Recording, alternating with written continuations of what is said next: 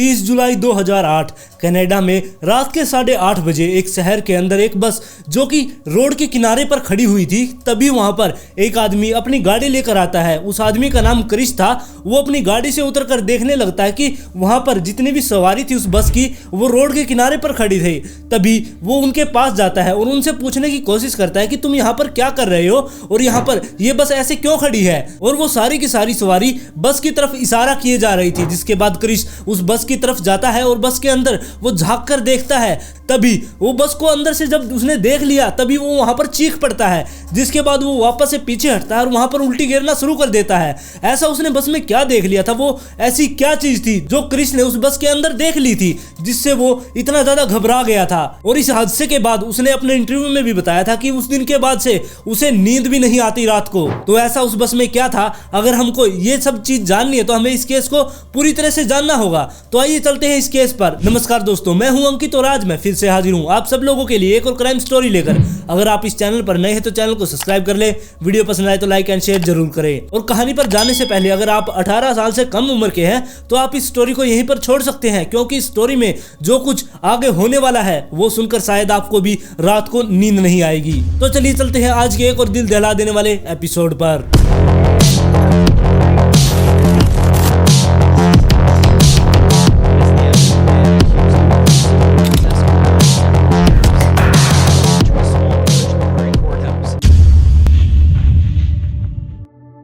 30 अप्रैल 1968 north eastern China में एक विंसली नाम के आदमी का जन्म हुआ। वो अपने माता पिता के साथ वहां पर रहा करता, लेकिन वो अपने जन्म से मतलब कि उसका जब जन्म हुआ वो सिर्फ 8 महीने का था। उस टाइम उसने बहुत स्ट्रगल किया और वो जिंदा बच गया। जिसके बाद वो जब बड़ा हुआ उसके बाद वो स्कूल में जाने लगा और स्कूल में वो और बच्चों से बहुत ज्यादा स्लो था। जो बच्चे 1 घंटे में अपना काम कर लिया करते उसे वो करने के लिए 2 घंटे लग जाया करते, इसलिए उसे बहुत ज्यादा स्ट्रगल करना पड़ा करता। लेकिन वो होशियार बहुत ज्यादा था और धीरे धीरे विंस बड़ा हो रहा था। उसने अपनी स्कूल की भी पढ़ाई पूरी कर ली थी। जिसके बाद वो एक कॉलेज में जाता है और वहां से उसने अपने कंप्यूटर की पढ़ाई पूरी कर ली। और अपनी कंप्यूटर की जब इसने पढ़ाई पूरी कर ली उसके बाद इसने बीजिंग में जाकर ये शिफ्ट हो गया। और वहीं पर 1992 में इसको अपनी जॉब भी मिल गई जो कि एक सॉफ्टवेयर इंजीनियर की थी। और वहीं पर इसको एक ऐना नाम की लड़की मिलती है जिससे इसको प्यार हो जाता है और 1995 में ये दोनों शादी भी कर लेते हैं। और फिर धीरे धीरे इनकी जिंदगी अच्छे से कट रही थी। लेकिन 2001 में इन दोनों ने आपस में डिसीजन लिया कि ये अपने देश को छोड़कर दूसरे देश में चले जाएंगे और वहीं पर जाकर अपने सेटल हो जाएंगे। इसलिए ये दोनों विनीपेग में चले गए और वहां पर जाकर ये दोनों रहने लगे। और वहां पर जो विनीस था उसे वहां पर अपने कोडिंग की कोई जॉब नहीं मिल रही थी, इसलिए वो किसी गोदाम में जाकर काम किया करता या फिर किसी चर्च में वो वहां पर झाड़ू पोछे का भी काम करने लगा था। लेकिन फिर भी ये दोनों अपनी जिंदगी अच्छे से काट रहे थे। फिर 2004 में जो विनीस था उसके दिमाग में कुछ प्रॉब्लम हो गई और वो कुछ अजीब सी हरकतें करने लगा। उसकी वाइफ ने भी ये सब चीज नोटिस की और उसने उससे पूछा भी। विनीस ने अब खाना पीना भी छोड़ दिया था और अब वो कई दिनों से सोया भी नहीं था। और जब उससे ऐना पूछा करती कि उसे क्या हुआ तब वो बताया करता कि उसे अजीब अजीब सी आवाज सुनाई देती है, जैसे कि कोई भगवान मुझे कुछ करने के लिए कह रहा है। ये सब अजीब सी बातें थी। ऐना को लगा कि इसको कुछ दिमागी प्रॉब्लम हो गई है, ये कई दिनों से नहीं सोया इसलिए ऐसी बातें कर रहा है। जिसके बाद वो एक लोकल मेडिकल स्टोर पर जाती है और वहां से नींद की गोली लेकर आती है। जिसके बाद वो विनीस को वो नींद की गोली देती है और उससे सोने के लिए कह देती है। उनको लेने के बाद विनीस सो तो गया, लेकिन जब वो उठा फिर भी वो ऐसी ही हरकतें कर रहा था। फिर पता नहीं एक दिन बैठे बैठे विनीस के दिमाग में क्या आया, उसे किसकी आवाज आई। उसने ऐना से कहा कि मैं तुम्हें छोड़कर यहाँ से जा रहा हूँ, मुझे कुछ दिन अकेले रहना और मैं जाकर टोरंटो में शिफ्ट हो जाऊंगा। इसलिए वो टोरंटो के लिए वो घर से तो निकल गया, लेकिन वो टोरंटो नहीं पहुंचा। उसने ऐना को नहीं बताया और वो थॉमसन नाम के एक छोटे से शहर में जाकर रहने लगा। जिस शहर में अब विनीस रहने के लिए गया था यानी कि थॉमसन में, वहां की दूरी उनके घर से मतलब कि विनीपेग से उनकी दूरी 3200 किलोमीटर की थी। वहां पर जाने के बाद वो 1-2 महीने वहीं पर रहा। जिसके बाद उसको दोबारा से आवाज सुनाई दी, मतलब कि उसे भगवान की आवाज दोबारा से सुनाई दी और भगवान ने उससे कहा कि तुम ऐना के पास चले जाओ, तुम्हें उसी के पास रहना है। और साथ में भगवान ने यह कहा कि तुम्हें वहां तक पैदल चल के जाना है। जी हाँ, वो वहां से निकला और पैदल ही रोड के ऊपर चलने लगा। रोड के ऊपर वो जब चल रहा था तब वो बहुत ही ज्यादा खतरनाक रोड था, मतलब कि उस हाईवे के ये रूल थे कि उसके ऊपर कोई भी आदमी पैदल नहीं जा सकता। जिसके बाद जो लोग वहां से गुजर रहे थे उन्होंने पुलिस वालों के पास फोन किया। जिसके बाद पुलिस वहां पर आ गई और उसे पकड़कर अपने साथ ले गई। जिसके बाद पुलिस वालों ने उससे पूछताछ की, तब उसने बताया कि मैं अपने घर जा रहा हूँ और मुझे ऐसे ही जाना है। फिर पुलिस को लगा कि इसकी दिमागी हालत ठीक नहीं है, उसे हॉस्पिटल में ले जाकर उसका चेकअप करवाया और डॉक्टरों ने बताया कि इसे सिजोफ्रेनिया नाम की एक बीमारी है जिसकी वजह से ये ऐसी हरकतें कर रहा है। और साथ में डॉक्टरों ने इसे दवाई दी कि तुम्हें ये दवाई डेली लेनी होगी जिससे तुम ठीक हो जाओगे। लेकिन विनिस ने अपने मन में ही सोचा कि डॉक्टर ऐसे ही बकवास कर रहे हैं, उसे कोई भी बीमारी नहीं है। जिसके बाद पुलिस वालों ने इसे छोड़ दिया और वो अपने घर ऐना के पास पहुंच गया। और जब ये घटना हुई थी उस टाइम पर 2004 या 5 का समय था और अब 2008 आ चुका था। अब तक विनिस बिल्कुल ठीक था, वो अपना सब कुछ काम ठीक से कर रहा था और ना ही उसे कोई आवाज सुनाई दे रही थी। और अब तक ये दोनों एडमंटन शहर में शिफ्ट हो गए थे और अब ये दोनों यहीं पर रहने लगे थे। और 2008 तक तो वो बिल्कुल ठीक रहा, लेकिन अब विनिस के अंदर वो दोबारा से उसे आवाज सुनाई देने लगी थी। मतलब कि वो भगवान की आवाज जो कहा करता वो आवाजें उसे दोबारा से सुनाई देने लगी थी। अब उसे ऐसा लग रहा था कि उसके आसपास एलियन है, उसे खुद को बचाना होगा, इसलिए उसने एक चाकू भी खरीद लिया था।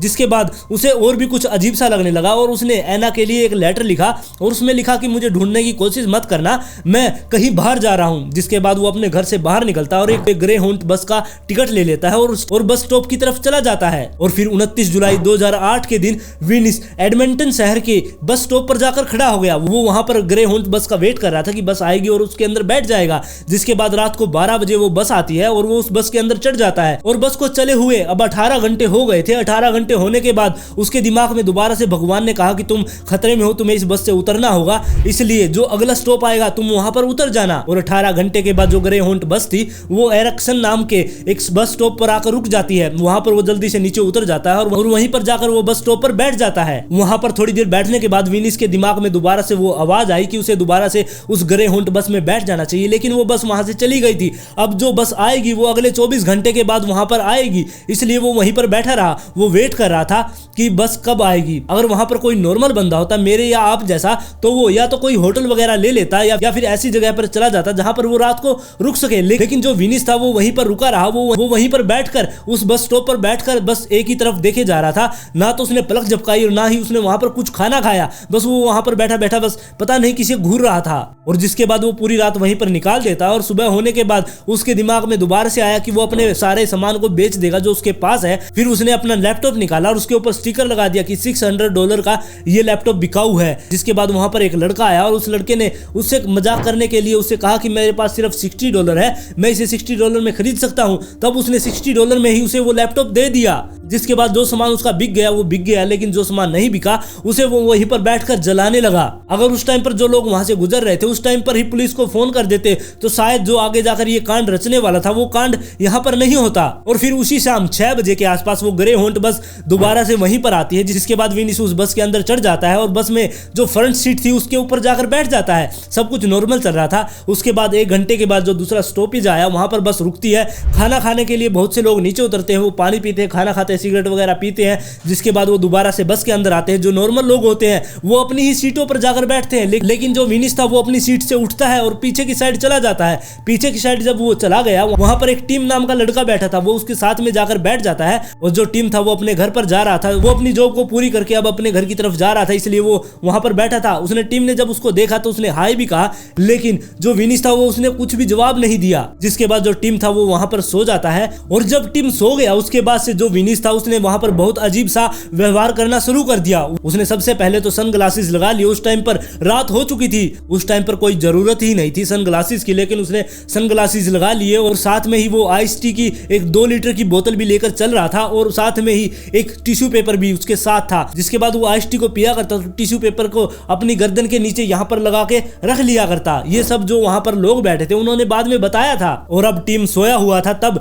विनिस के दिमाग में दोबारा से भगवान की आवाज आई कि जो तुम्हारे साइड में आदमी सोया है इसे तुम्हें खतरा है, तुम्हें इसको मारना होगा। इसलिए जो उसने वो चाकू खरीदा था वो चाकू बाहर निकालता है और टीम को अभी कुछ पता ही नहीं था, वो अपनी गहरी नींद में सोया हुआ था। जिसके बाद विनिस ने अपना चाकू निकाला और पूरी हवा में उठाया और उसकी गर्दन में घोंप दिया। उसी गर्दन में घोंपते ही टीम एकदम से उठा, उसने चिल्लाना शुरू किया और टीम के चिल्लाते ही जो आसपास के लोग थे उन्होंने भी देखा कि इस आदमी ने टीम की गर्दन में चाकू घोंप दिया है। अब वो कुछ कर पाते उससे पहले ही विनिस ने दोबारा से उस चाकू को बाहर निकाला और उसकी गर्दन में दोबारा से घोंप दिया। और जिस लड़के ने इस हमले को होते हुए सबसे पहले देखा उस लड़के का नाम गार्नेट था। वो टीम से अगले वाली सीट पर बैठा था उसने जब ये सारा कांड होता देखा तब वो वहां पर चिल्लाने लगा, जिसके बाद उस बस के अंदर भगदड़ मच गई और बस को ड्राइवर ने एक साइड में जाकर रोक दिया और सबके सब लोग उस बस से उतरकर नीचे की तरफ भागने लगे। और जो ये गार्नेट था इसने 5 साल मिलिट्री में भी काम किया था और गार्नेट भी बस के दरवाजे पर जाकर खड़ा हो गया। बस वो देखे जा रहा था कि विनिस बार बार जो टीम था उसके ऊपर चाकू से वार कर रहा है। टीम ने उससे बचकर भागने की भी कोशिश की, वो वहां से निकला और बस की जो बीच वाला गैप होता है उसके अंदर वो भागने की कोशिश कर रहा था, लेकिन उस टाइम तक टीम के ऊपर 50 से 60 बार चाकू से वार हो चुका था। वो भाग नहीं पाया, वो वहीं पर गिर गया, जिसके बाद विनिस उसके ऊपर आ जाता है और उसके ऊपर दोबारा से चाकू से वार करने लग जाता है। और टीम ने अपने बचाव की भी बहुत कोशिश की। जब विनिस उसे चाकू मार रहा था उस टाइम पर वो अपने हाथ ऐसे आगे अड़ा रहा था, जिसकी वजह से उसके हाथों में यहाँ पर चाकू लगे हुए थे। और जो ये गार्नेट नाम का लड़का था वो बस के अंदर ही था, वो वहां पर एक आदमी और खड़ा था। जिसके बाद गार्नेट ने उस आदमी से पूछा कि मेरे अकेले की बस की इसको रोकने की बात नहीं है, तुम भी मेरे साथ चलो, हम दोनों जाकर इसको पकड़ लेते हैं। लेकिन जो वो दूसरा आदमी था वो बहुत ज्यादा डर गया था, वो बाहर निकला और जो वहां पर बाहर पैसेंजर खड़े थे उनके पास जाकर खड़ा हो गया। और जब वो आदमी बाहर जाकर उन पैसेंजर के पास खड़ा होगा, गार्नेट ने अंदर देखा कि जो टीम है उसने चिल्लाना बंद कर दिया है, मतलब कि टीम अब मर चुका है। जिसके बाद गार्नेट भी वहां से बाहर निकलता है और उन्हीं पैसेंजर के पास जाकर खड़ा हो जाता है। और वहां पर जितने भी वो लोग बाहर खड़े थे वो सब लोग रो रहे थे, चिल्ला रहे थे बुरी तरह से। तभी वहां पर एक गाड़ी पास से गुजरती है जिसमें क्रिस नाम का एक व्यक्ति होता है। उसने उन लोगों की चीख पुकार सुनी, जिसके बाद वो गाड़ी आकर वहां पर रोक देता है और उनसे जाकर पूछने लगता है कि यहाँ पर क्या हुआ। जिसके बाद गार्नेट आकर उसको सारी बात बताता है और उससे पूछता है कि तुम्हारे गाड़ी के अंदर कोई ऐसी चीज है कि जिससे हम उस आदमी के ऊपर काबू पा सके। जिसके बाद क्रिस उसमें से 2 चीज निकालता है, एक हथौड़ा निकालता है और एक पाइप, जो कि वो गार्नेट को दे देता है। अब ये दोनों ही उस बस की तरफ जाने लगते हैं और बस के अंदर जब वो झांक कर देखने लगे और तब इन दोनों ने बस के अंदर देखा कि जो विनिस है वो टीम की गर्दन को काट रहा है, मतलब कि उसकी गर्दन को बिल्कुल अलग करने की कोशिश कर रहा है। लेकिन फिर भी ये दोनों हिम्मत करते हैं और बस में अंदर चढ़ते हैं और विनिस को रोकने के लिए ये आगे बढ़ने ही वाले थे कि तभी विनिस ने इन दोनों को अपनी तरफ आते हुए देख लिया। जिसके बाद विनिस खड़ा होता है, चाकू लेकर इनकी तरफ भागने लगता है, जिसकी वजह से ये दोनों डर गए और बस से बाहर आ गए। बस से बाहर आते इन्होंने एकदम से गेट को बंद कर दिया और जो विनिस था वो अंदर से ही चाकू को इनकी तरफ लहरा रहा था और इनको पता नहीं कुछ धमकियां दे रहा था। फिर विनिस वापस मुड़ता है और वो टीम की तरफ चला जाता है। और इसी बीच जो ड्राइवर था उसने हिम्मत दिखाई, वो भागकर अपने ड्राइवर वाली सीट पर गया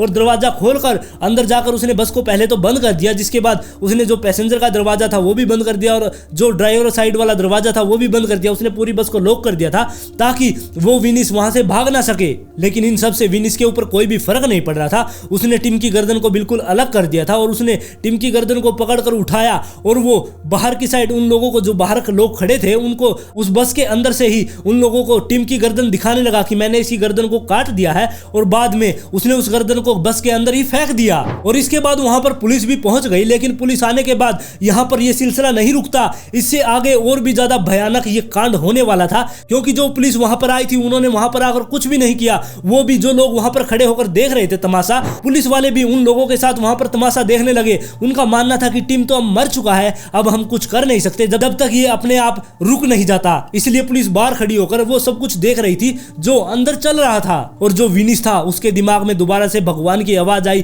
कि ये जो टीम है ये दोबारा से जिंदा हो सकता है, तुम्हें इसे दोबारा से पूरी तरह से नष्ट करना होगा। जिसके बाद जो विनिस था उसने टीम की चेस्ट पर वार किया और उसकी चेस्ट को बीच से बिल्कुल पेट तक फाड़ दिया और पूरा बीच से ऐसे हाथ देकर उसने बिल्कुल खोल दिया था उसे।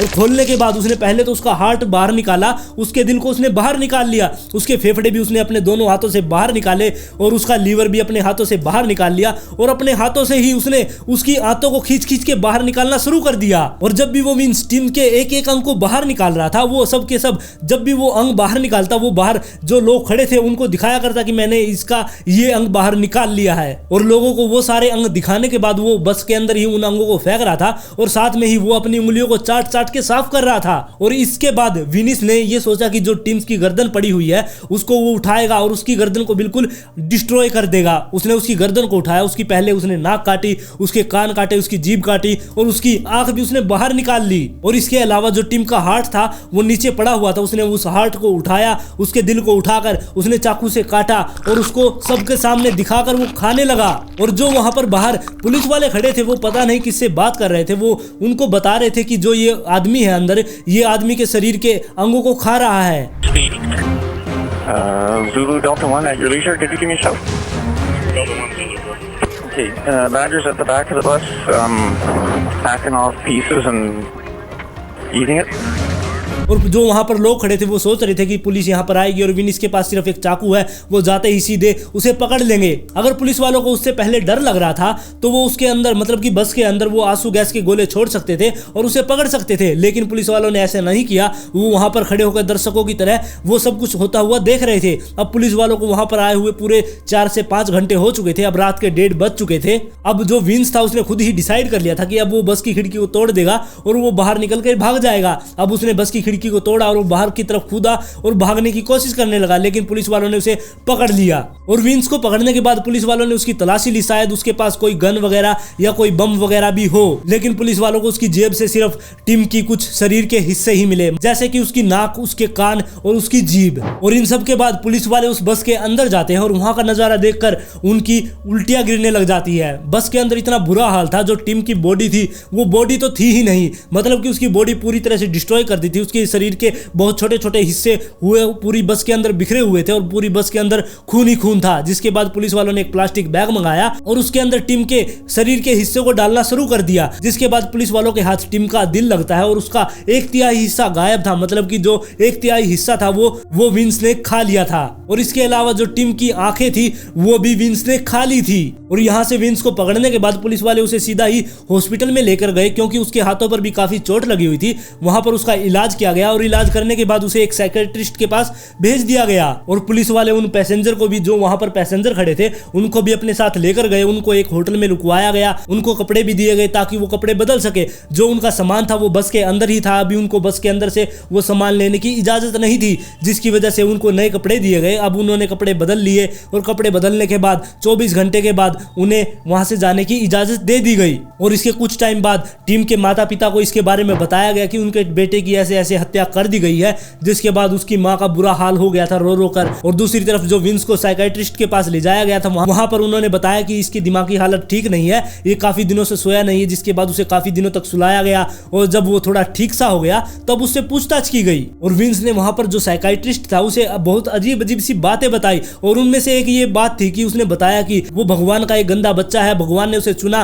ताकि वो टिम को मार सके। और साथ में विंस ने उस साइकियाट्रिस्ट से ये पूछा कि इस सब चीज की मुझे मौत की सजा मिलेगी, मैं मौत की ही सजा डिजर्व करता हूं। और इस कत्ल के बाद 3 मार्च 2009 को इस कत्ल का ट्रायल शुरू हुआ। और अदालत में जो विंस के वकील थे उन्होंने सीधा ही अदालत में ये कह दिया कि इसके दिमागी रूप से ये ठीक नहीं है, इसके ऊपर कत्ल के चार्ज लगाना ठीक नहीं होगा। जिसके बाद जो वहां पर साइकियाट्रिस्ट था उसको भी बुलाया गया और उन्होंने भी यही दावा किया। और 2 दिन की ट्रायल में ही जज ने ये मान लिया था कि जो विंस है ये हत्यारा नहीं है, इसकी दिमागी रूप से ये ठीक नहीं है, इसलिए इसे हॉस्पिटल में भेजा जाएगा। और हॉस्पिटल में ले जाने के बाद उसका इलाज शुरू किया गया और वहां पर उसकी हर साल ये टेस्ट भी किया जाता था कि वो ठीक है, अगर वो ठीक हो जाएगा तो उसे बाहर छोड़ दिया जाएगा और दोबारा से वो नई जिंदगी शुरू कर सकता है। और जब इन सब के बारे में जो टीम के माता पिता थे और उसके दोस्त थे उन सबको पता चला तो उन्हें बहुत ज्यादा बुरा लगा। और जो टीम के माता पिता थे उन्होंने, जो पुलिस थी वहां पर खड़ी होकर देख रही थी, उनके खिलाफ ही मुकदमा